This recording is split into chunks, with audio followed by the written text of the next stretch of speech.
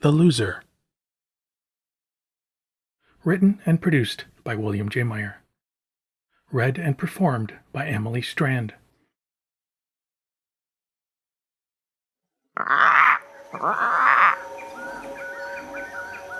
A land of shadow and fog. Blue shadow, pink fog. She crouched in the blue shadow and watched the pink fog. She was hiding from dinosaurs.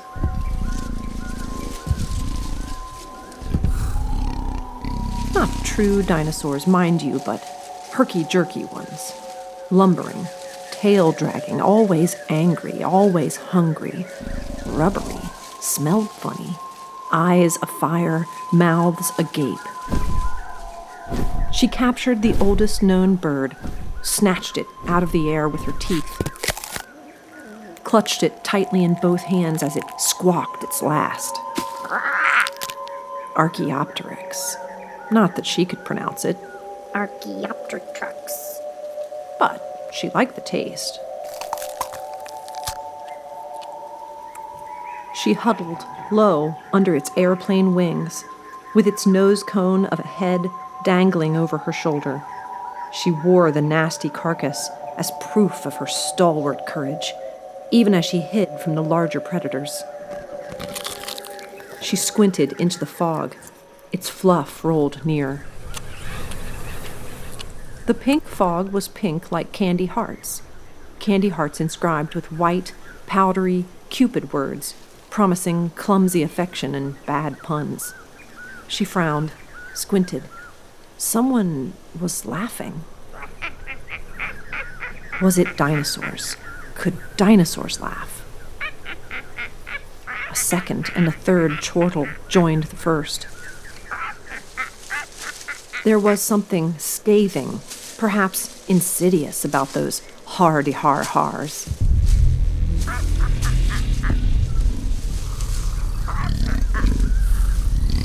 They were all around her now. There, fourth and fifth. Dino mirth was not gregarious. She did not like it. The cackles closed in from every direction. She knew if she wanted to survive the night, she had better open her eyes.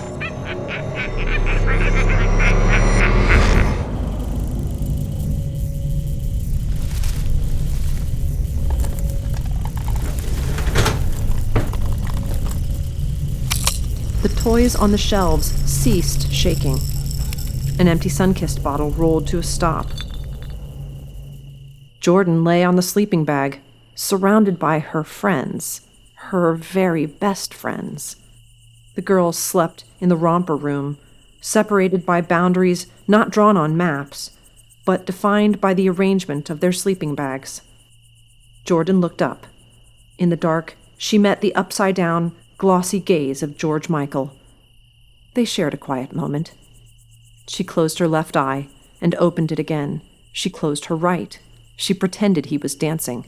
Left, right, left, right. Jordan got up on her elbows. She looked around at the sleeping bags frosted by moonlight.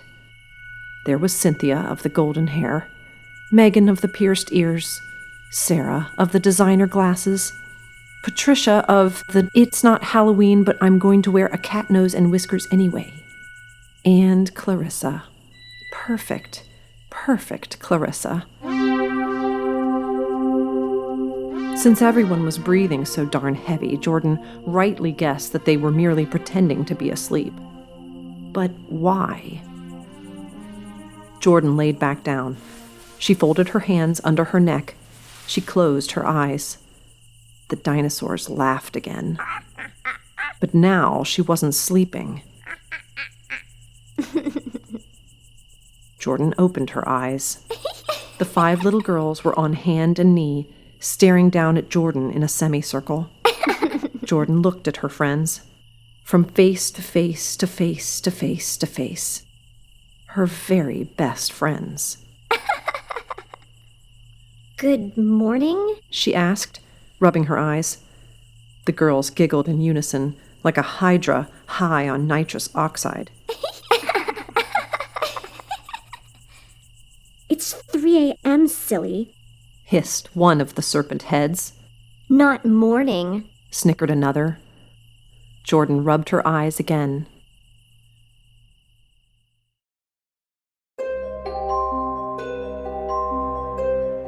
Because she couldn't believe what she was seeing. The balloons, the helium balloons. The cake, the chocolate cake. The gifts wrapped by parents and not the attending children, all impressed with the birthday girl's name. All of it lay before Jordan, arrayed as though for her birthday, and everyone simply got the name wrong.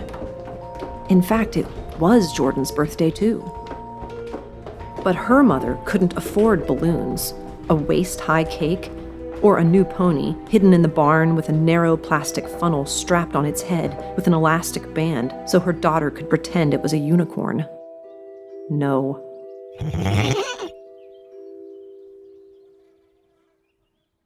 Emma drove Jordan home from the grocery store in her pickup truck. They bounced along the country road.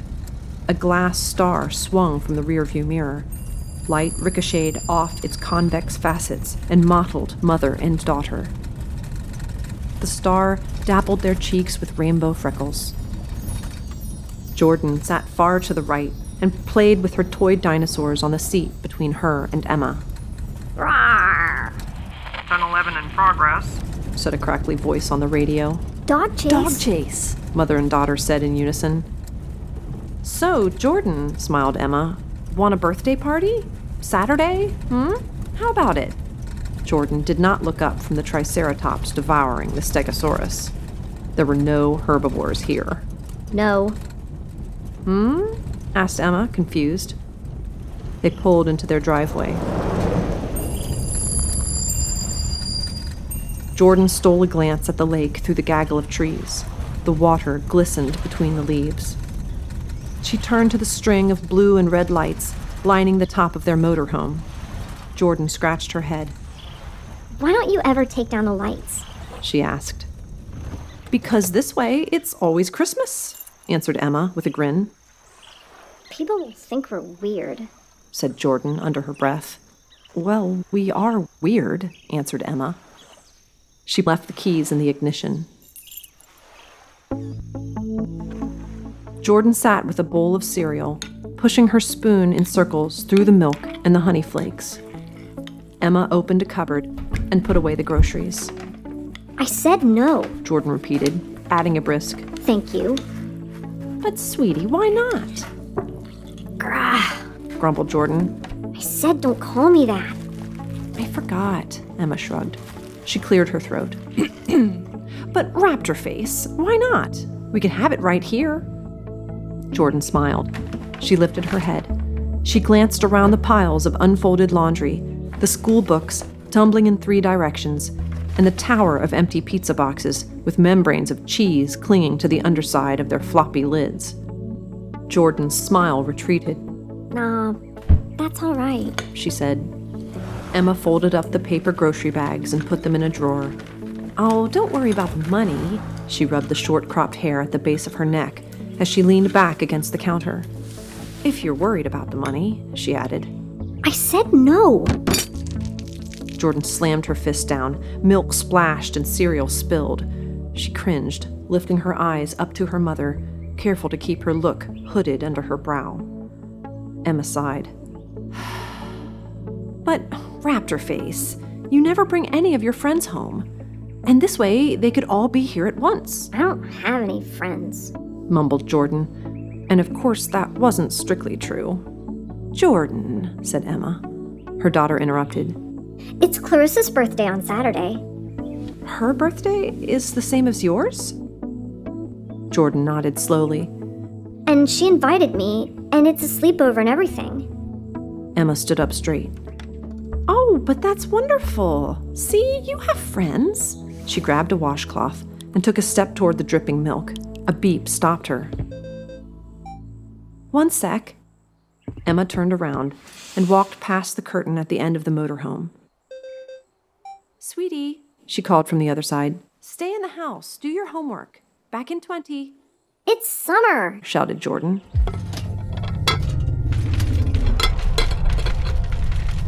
A low rumble rattled the dishes in the cupboards. The whole place shook. Jordan called back. "And I said don't call me." She saw her half-empty bowl dance away from her. She darted to catch it, but it was too late. It shimmied off the table and fell on the floor.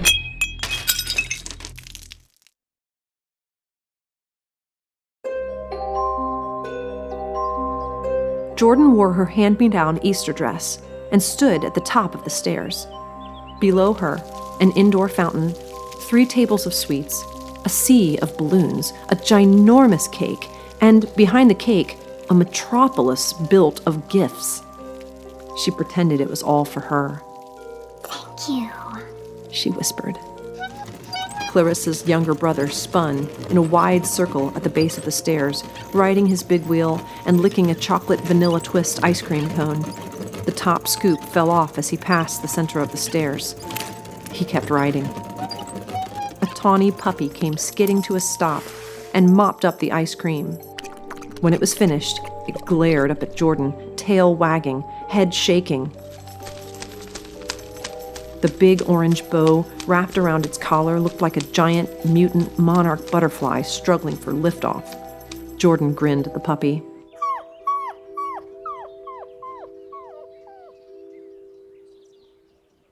"Thanks for coming," said Clarissa, suddenly beside Jordan, her smile as bright as the crystal chandelier hanging over them. "Thank you for inviting me," mumbled Jordan. She could hardly breathe, sensing the ascending flock of the other girls. They approached the mighty stair, styled like an oyster, and walked slowly up its steps. But instead of flapping wings lifting them to great heights, they spoke in a flutter of non sequiturs. "August, pineapple, string, bicycle, shoe, dolphin." When the words stopped, Jordan found herself surrounded. The patter and clink of their abundant pendants fell silent. Their necks proudly displayed the spoils of some charm war, gem, candy, and nautical. They were all smiling, all dressed impeccably, all crowned the royalty of imaginary kingdoms. "Of course," said Clarissa, drawing Jordan's attention back to her. "We're all your very best friends now." She started to introduce all the girls with a toss of her gloved hand, but Jordan cut her off. "I know all your names." Jordan said in a rush. And it was true. "Cynthia, Megan, Sarah, Patricia." Her head bobbed up and down as she looked at each in turn. The girls beamed and canted their heads back, the sonic reverberation of their names as warm as any spotlight.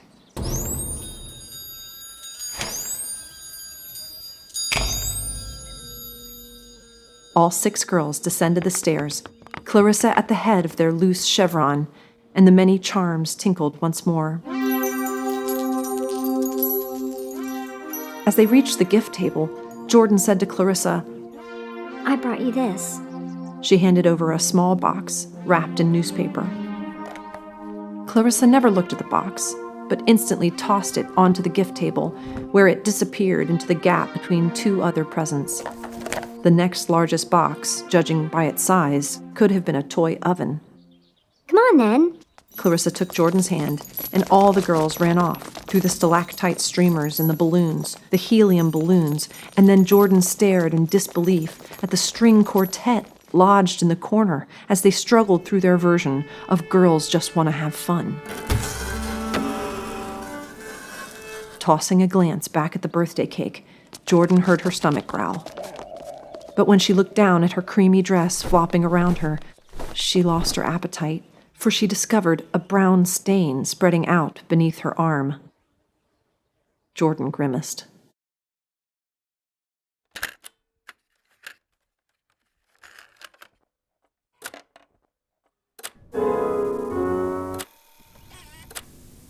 Happy birthday to you.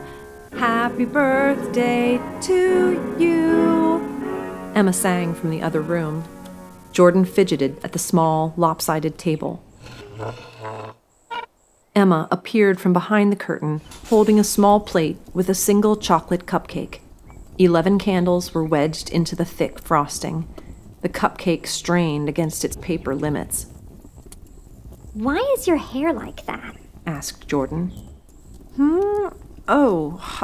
Well, last night some wiseacre turned off the Christmas lights and I couldn't see where I was going. Hit a tree. How about that? Jordan ducked low. I'm fine, Emma laughed softly. Jordan watched the bouquet of candles melt into the frosting. Quick, blow 'em out, Emma shouted. Ma, I'll be late. Clarissa is waiting. I told you I didn't want to party. Oh, come now, it's just you and me. You call this a party? Emma laughed again. Blow out the candles, quick. Jordan spat a little too much, but the candles did indeed go out. She immediately grabbed at the blue, pink, and white wax to spread the liquid on her fingers so she could peel it off later. Wait now, let me, cautioned Emma. We have to save them. She gingerly collected the smoking candles and inhaled their pleasant fragrance. Open it, she nodded at the small box wrapped in newspaper. Jordan peeled away 2 taped corners and wiggled the cover off. What the heck is it? Jordan asked. A goat? Very funny, Emma said, tasting the chocolate on the candle bottoms. They said her name is Maple Stirrup. Jordan looked the toy horse over, but did not touch it. A third of her mane was gone. Crooked grin, missing one of her green hooves. Her left ear cracked. They? Asked Jordan. The folks running the rummage sale, Emma answered. Like maple syrup, they said, but stirrup, you see, because she's a horse. Emma finished cleaning the candles and locked them in a Ziploc bag. Yeah, Mom, I get it, said Jordan. Grown. No, not grown. She's Strawberry Shortcake's horse, Emma said with a flourish, as if to establish the toy's pedigree. But I don't even have strawberry shortcake, said Jordan. She shut the lid of the box and pressed the tape down again. I'm going to be late. But your cake! I'll eat in the truck, Jordan replied. She snagged the cupcake in one hand and ran out the door.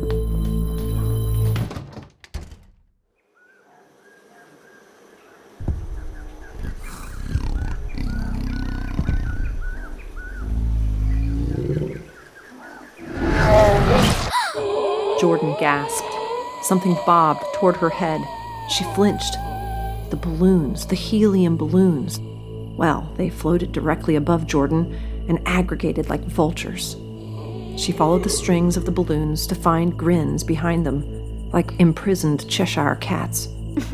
The girls broke out of their semicircle at 3 a.m., silly, and clustered together on the other side of the room. They sat on their knees and surrounded something in the dark. They snickered and snorted as flashlights clicked on. Beams, erratic, scintillating rays swinging to and fro, revealing the sneers of pizzazz and the misfits on the wall by the door. The girl's rustling made Jordan uneasy. She preferred a laughing Tyrannosaurus. Jordan peeled herself from her sleeping bag and crawled toward the other girls. Flashlights illuminated Clarissa from below as the birthday girl tore through wrapping paper in a frenzy. I thought you were opening them tomorrow, whispered Jordan. Shh, said one of the girls. Jordan could not recognize most of the gifts. Most of the gifts caught the light and sparkled in response. Most of the gifts would be forgotten in a month. Is that everything? Wondered Clarissa. Here's something, said another girl, digging deep into the compost of shredded paper and discarded ribbons. She handed a small box to Clarissa. It was sealed in newspaper. An ad for glazed ham. Is it from the gardener? Asked one of the girls. Or that bratty chef's kid? Asked another. Clarissa ravaged the box with razored fingernails. The box popped open, and Maple Stirrup fell out. The clutch of search beams found their mark in unison. All flashlights turned on Maple Stirrup. pinning her to the floor with their harsh beams. The toy stared up at Jordan in accusation, its eyes wide in horror. With blatant disgust, Clarissa picked Maple Stirrup up by a single hoof. Cackles went round. But it's not even new, Clarissa protested, I think it fell out of the garbage. suggested someone. Clarissa turned and discovered Jordan watching. Oh, hello. Said Clarissa, her voice jolly but empty, as if she had never met Jordan before. It says, to Jordan, but I suppose you meant from Jordan? Well, since you gave me a present, I have one for you. Clarissa stood and went to her makeup table.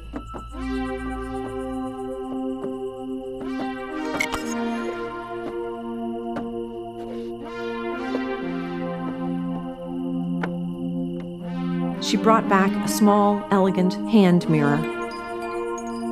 The frame was shaped like the curly waves of the sea, the handle like the tail of a mermaid. She offered it to Jordan. For you, said Clarissa. Jordan accepted the hand mirror. Thank you. She stammered, confused. No, not the mirror, said Clarissa. Go on, look. The other girls turned off their flashlights. They snickered in the dark. Jordan lifted the mirror. Her thumb grazed a small button on the handle. They could hear the ocean.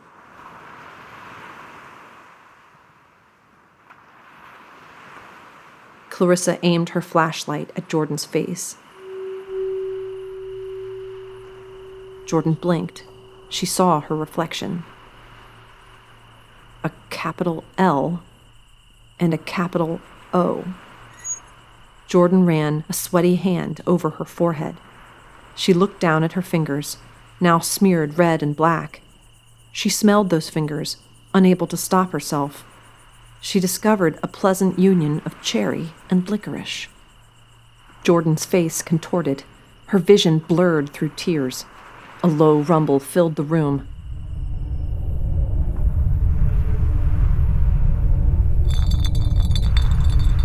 An empty pop bottle spun across the floor. A framed photo of Clarissa swung off the wall. Shelves shook. Toys fell. Ocean waves thundered. And the mirror in Jordan's hand shattered. The other girl shrieked. Jordan dropped the mirror and sprinted out of the room. One by one, the 5 girls peeked their head out the door in Jordan's wake as she ran into the bathroom, halfway down the hall. A small radio sitting on the counter had been left on, its volume low.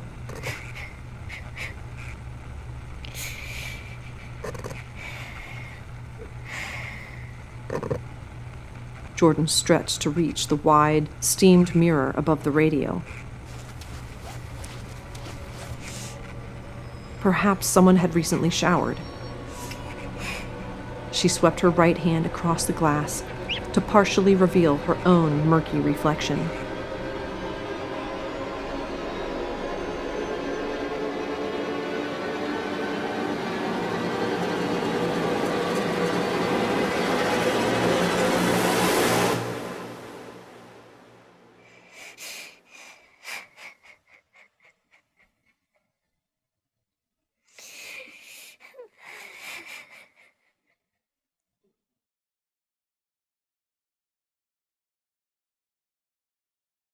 Jordan picked at the chocolate between her teeth, using the sun visor's small mirror to choose her targets.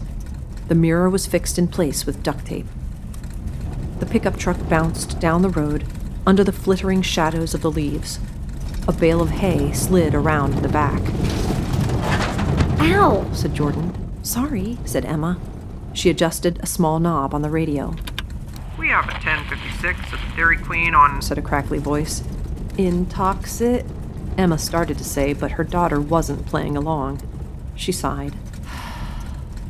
Excited to meet new friends? Emma asked. Can't we listen to real radio? said Jordan. You know driving time is not music time. Jordan mumbled to herself. She blinded me, yeah, yeah. Science, doo-doo-doo-doo. Biology. A tractor pulled onto the road ahead of them. Oh no, Cried Jordan. now it will take forever. Slightly less than forever, suggested Emma. Can't you go around? What, into the field? This is awful. Jordan crossed her arms, forgetting the cupcake. The tractor sputtered. Then let's go over. Settle down, young lady. So, I'll pick you up first thing in the morning. Then we'll go to that matinee you wanted to see. Cheap seats. Special birthday movie for my special birthday girl. Day late, don't hold it against me, Emma smiled. 10:45 on County Road G and Said the crackle. Cow on the... On the road. completed Jordan half-heartedly. But Mom, Clarissa's mom is taking all of us to the movies tomorrow. She added in a whisper. So I can't go with you. Oh, said Emma. A different movie, though, right? Not Beetlejuice, that's for us. It's not Beetlejuice. You're doing that on purpose. Me? No. Grown. The tractor pulled off the road. Yay, cried Jordan, sitting up straight. She looked at the glass star, a little game she played, counting each time the light sprayed into her eyes. Anyways, She said, yeah, that is the movie we're all going to see. Oh, but, Emma stammered, you asked me to... Mom! All right, said Emma. All right, no biggie.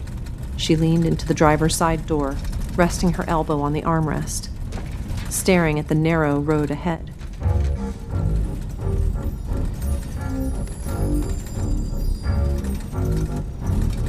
They found the unmarked driveway.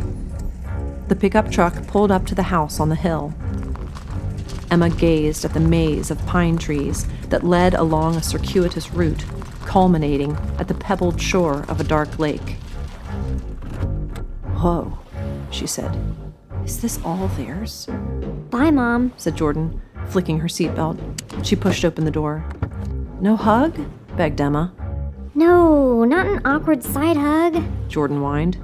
But it was too late, and her mother already had an arm around her daughter and pulled Jordan against her, and Jordan's cheek pressed into her mother's right breast, and Jordan pouted. She wriggled free, sliding down on the seat and under her mother's arm, and slinked right out of the truck and onto the ground. You're probably right, called Emma through the open door. Side hugs, no good. Jordan turned in dread to see her mother unclasp her seatbelt and hop out of the truck. Before she could flee, Jordan was lifted up high into the air with a full frontal hug for all the world to see. Jordan craned her neck, scanning the windows of the house on the hill, searching for witnesses. A lone gardener stopped clipping a hedge, gave her a look, and resumed his work. trying to do my work. The crackly voice in the truck said, 1050 Old Highway 41 and County Highway Double V, 1052, ambulance needed. Car accident, mumbled Emma. See you tomorrow. She dropped Jordan and scurried back into the truck. Jordan watched the truck peel out, spitting gravel. After a brief rumble, the passenger side door closed during the turn. Jordan squinted, turned away, and jaunted up the long alabaster stair.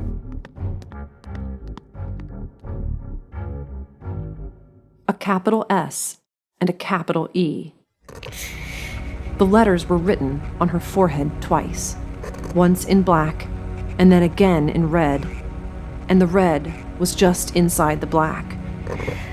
Jordan realized the girls actually had time to write their decree twice before she awoke from their maniacal dinosaur laughter.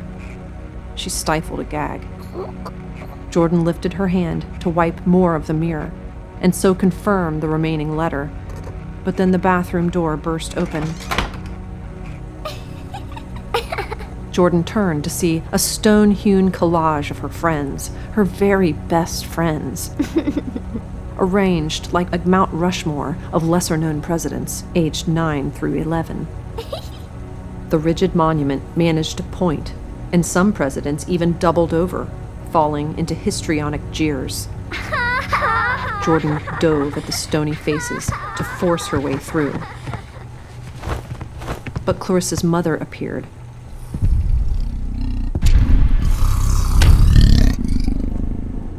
Her brow furrowed, her lips curled. The disapproving adult sneer spread like an oil spill.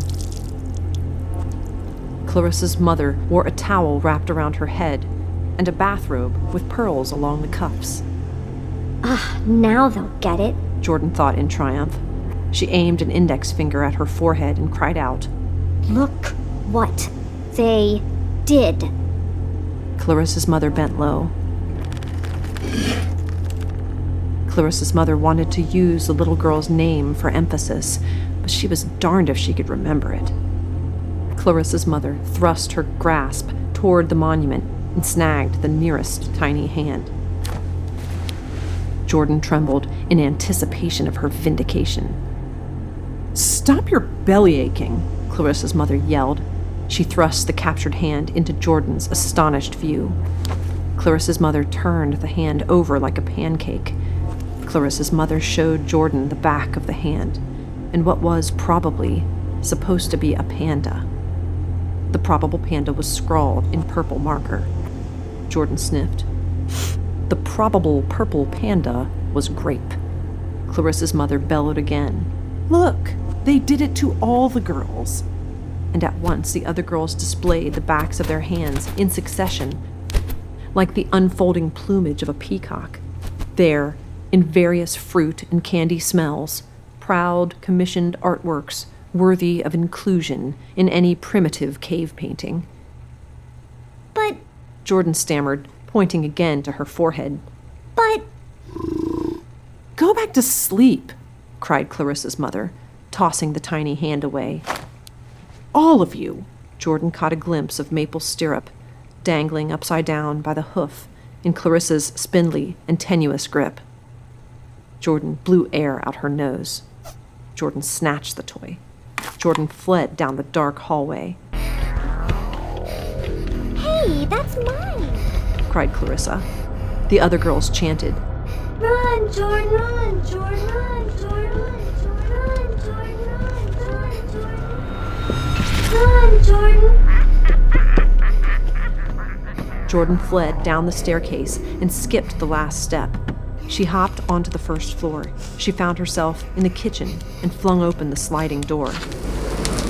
Scampering down the porch and across the backyard, Jordan made a beeline for the maze of pine trees growing behind the barn. Its front and rear doors were wide open. Jordan dashed into the barn, past its many stalls. Clarissa tackled her from behind. Jordan crashed into the dirt. Maple stirrup flew up and away. Ah! Groaned Jordan, the wind knocked out of her. She could not move except for her head. Clarissa sat on her. Something over them whinnied. Jordan looked up, out the side of her left eye. A unicorn stared down at her in the moonlight. It shook its mane. Apparently, the birthday pony had been forgotten. It still wore its faux horn. The cone slipped to the side at an awkward angle. Jordan struggled to stand, but Clarissa pushed her shoulders down. Jordan thought it creepy Clarissa was not speaking. No taunt, no insult, like when a kitten catches a sparrow and is confused what to do next. Why? Asked Jordan through her teeth. Why? She whimpered.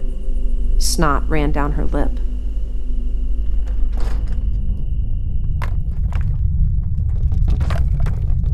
A low rumble filled the barn. The stalls shook. The unicorn stamped. The rafters creaked. Jordan clenched her hands in the straw and the dirt.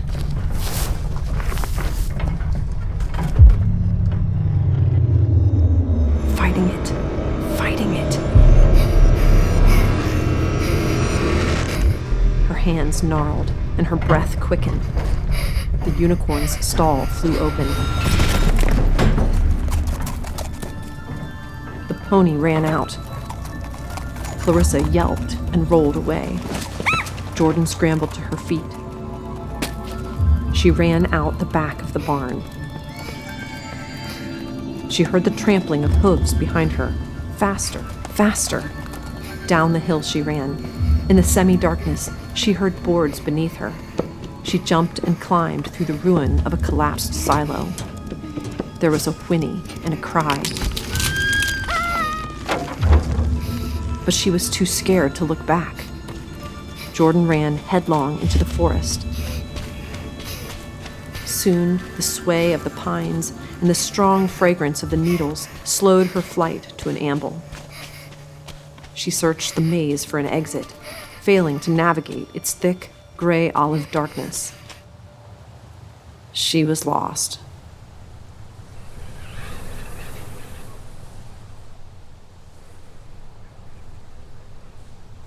Morning approached, but it would be some time before the sun brought a new day, and with it an easier escape. Jordan spun in a tight circle. The trees danced in an ever-widening swirl. Tiny red and blue beads appeared, flung fast into motion trails.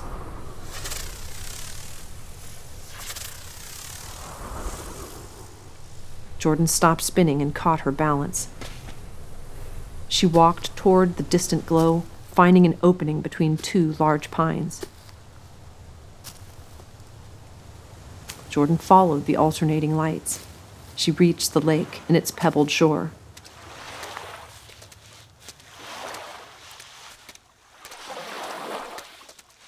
Out of breath and exhausted, Jordan shuffled over to the lap of water. She knelt down.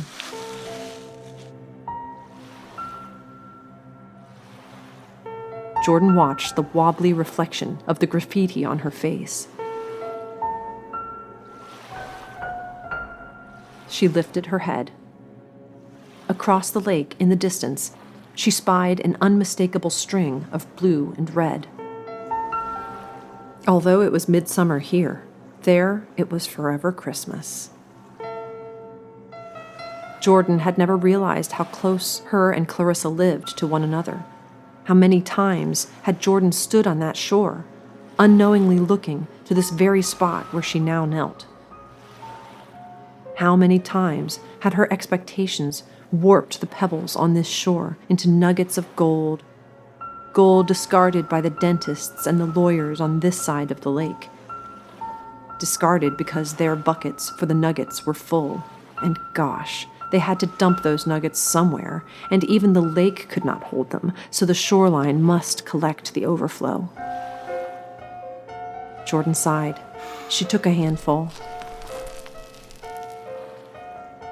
The pebbles were just that, pebbles, and from them came no shine. Jordan dropped the pebbles and stepped into the lake. She was bound and determined to take the shortest route home.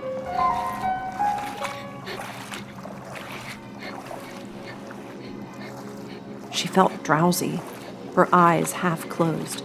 She wiped the snot from her nose. The lake was soon up to her knees. The silt dispersed around her feet. Her thin nightgown distended, filling with water around her.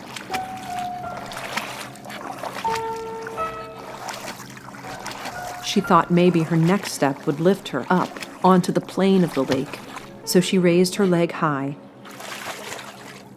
and moved in slow motion, as if to give the surface tension fair warning of her well-meaning, though desperate, intention.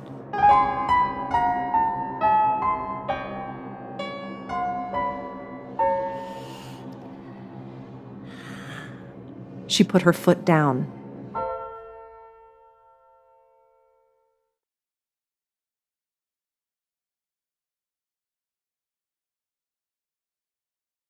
Emma found Jordan curled up asleep in the bed of the pickup truck. She stood beside the truck bed, smoothing back Jordan's hair. "Good morning, sunshine." Jordan stretched her legs. she said. I have a question, said Emma. Just a simple, normal, everyday type question. Yeah? What are you doing sleeping in the back of the pickup? Couldn't make it to the house. I see. But weren't you girls going to the movies today? The movie place burned down. Oh, the movie place burned down. Emma pushed strands of hair out of Jordan's eyes. She licked her thumb and moved to wipe Jordan's forehead. What's this? No! Shouted Jordan, flinching. She relaxed. She said in a small voice, It belongs there. Emma retracted her hand. She watched Jordan's bottom lip quiver. You can cry, said Emma. If you want to, it's okay. No, it isn't. They hate me. I'm not gonna cry for them. No one hates you, my sweet. Yes, they do. Why would they hate you? Because Jordan sat up. She thrust her face forward. She pointed at her forehead with both hands. I'm a loser.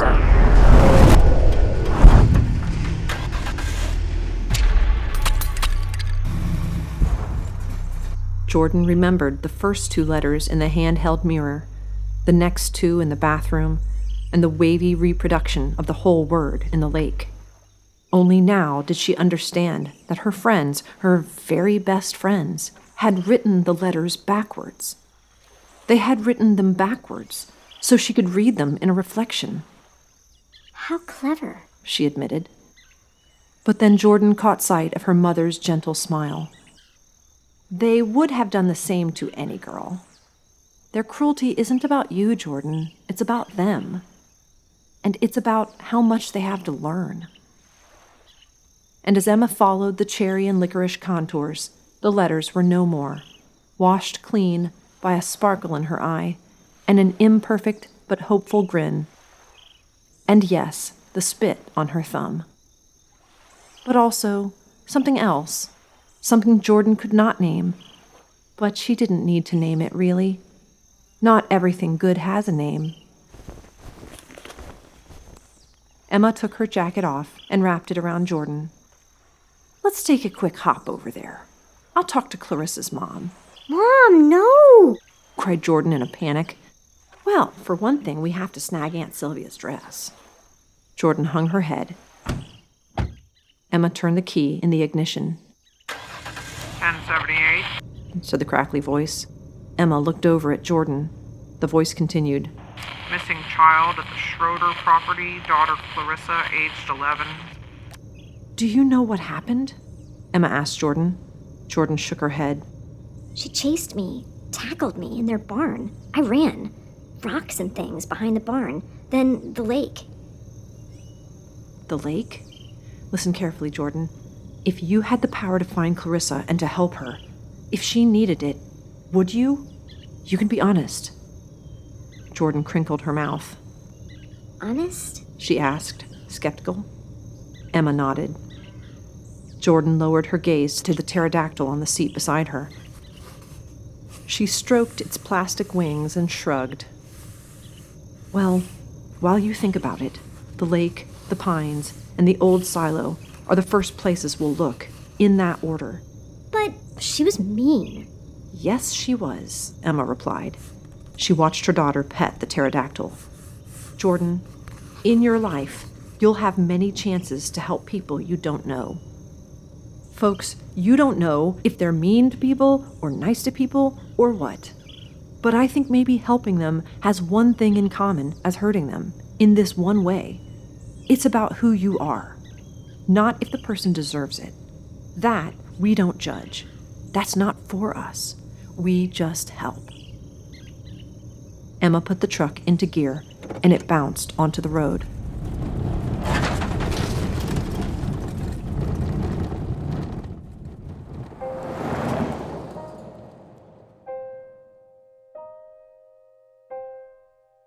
Clarissa wasn't in the lake, not in the pine forest. They found her at the bottom of an old, broken silo, its boarded-up floor ruptured, now a splintered maw leading to an empty belly. "There she is," said Emma, looking down into the dark. "See her breathing?" I think so. answered Jordan. We can tell her mama or the police. She threw a glance across the rubble and through the barn toward the cop car parked in the driveway. "But she could be hurt on the inside," said Emma, "and it might take them too long to get down there and up again." Jordan looked from the cop car to her mother and then down to Clarissa. Emma asked gently, "What should we do, Jordan?" Jordan clenched her mouth. She slowly lifted her right palm over the ruptured boards. Her hand shook. Emma squeezed Jordan's shoulder. She whispered, "It's about 30 feet. You'll be fine. I'm here if you need me." Emma rubbed the back of Jordan's neck. "Now, Jordan, a single, deep breath." Jordan shut her eyes, inhaled, stopped shaking, exhaled. A low rumble shook the loose stones of the silo. Pebbles flopped on the boards. Earth began to rise. "Good," whispered Emma, throwing a look at the cop car. "Now, think of Clarissa. Center your mind between her and the ground and lift." Crumbles of rock and fits of straw and sprays of dirt lifted up out of the hole. But no Clarissa. The rumble wavered. I can't. said Jordan, opening red, teary eyes. Emma said, resolute, "Yes, you can, raptor face." Jordan smiled. She relaxed, looked down into the darkness. She turned her hand over as if scooping it under Clarissa. Jordan growled.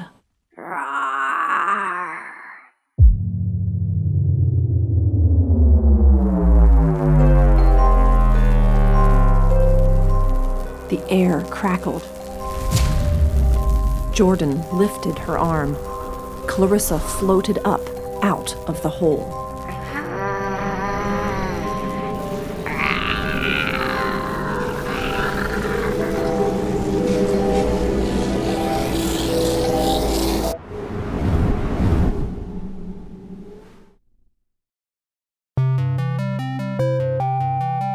On the ride back home, Jordan thought about what she had done.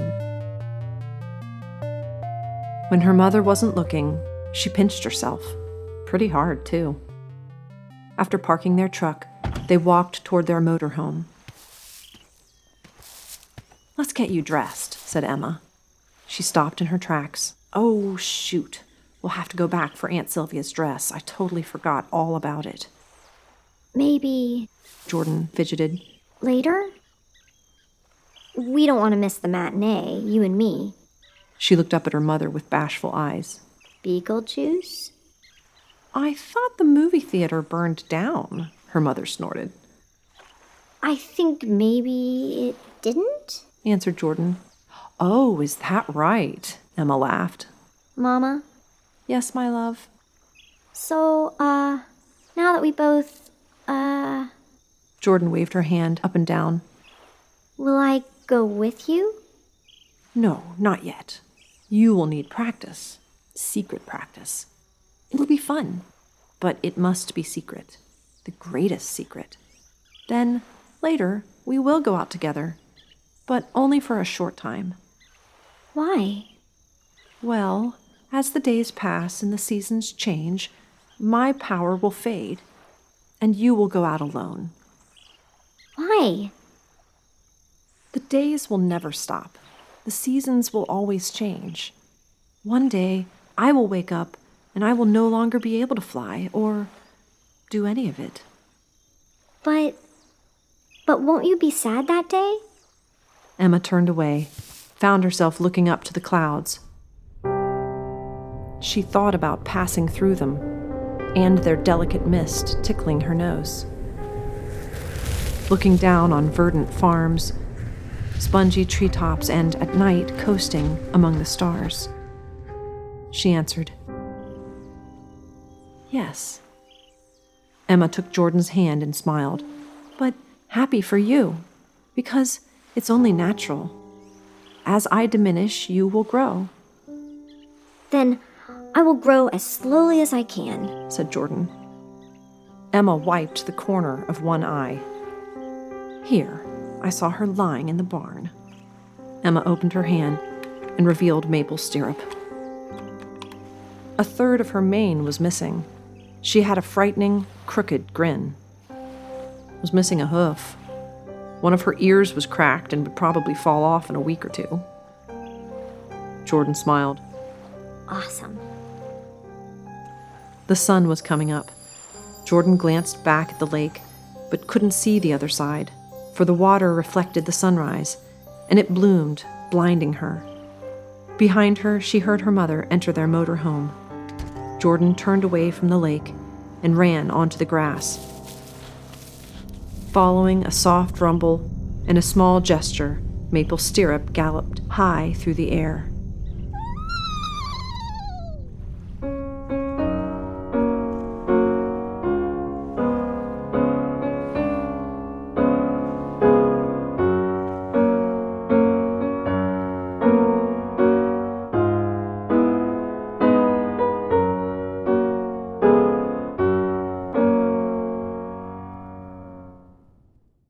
You've been listening to The Loser.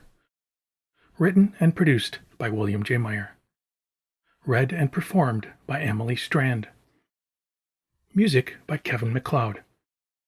Licensed under Creative Commons by Attribution 4.0 license. And featuring the song Happy Birthday to You in the public domain. Written by Patty and Mildred J. Hill. Performed by James Hudson. Thanks for listening.